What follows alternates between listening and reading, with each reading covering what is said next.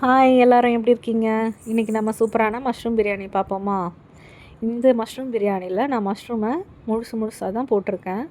ஒரு பாத்திரத்தில் எண்ணெய் சேர்த்துட்டு ஹோல் ஸ்பைசஸ் போட்டுக்கோங்க. எல்லாம் பொரிஞ்சதும் கட் பண்ணி வச்சுருந்த வெங்காயத்தை போட்டு பொன்னிறம் ஆகிற வரைக்கும் நல்லா வதக்கிடுங்க. இப்போது இஞ்சி பூண்டு பேஸ்ட் சேர்த்துட்டு 5லேருந்து ஒரு 6 பச்சை மிளகாவையும் சேர்த்து நல்லா கலரி விடுங்க. ஒரு கைப்பிடி அளவு புதினா சேர்த்து நல்லா வதக்குங்க.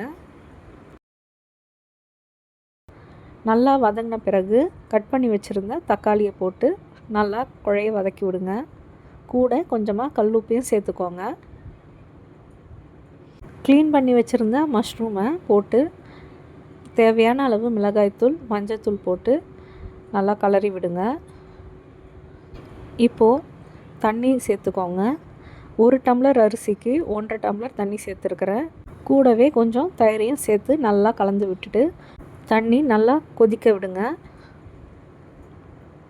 இப்போது அலசி வச்சுருக்கிற அரிசியை சேர்த்துட்டு நல்லா கலந்து விட்டு மூடி வச்சு ஒரு 10 நிமிஷம் கழித்து புதினா இலையை தூவிட்டு மூடி வச்சுடுங்க. ஒரு 10 நிமிஷம் கழித்து திறந்து எடுத்திங்கன்னா சூப்பரான மஷ்ரூம் பிரியாணி ரெடி.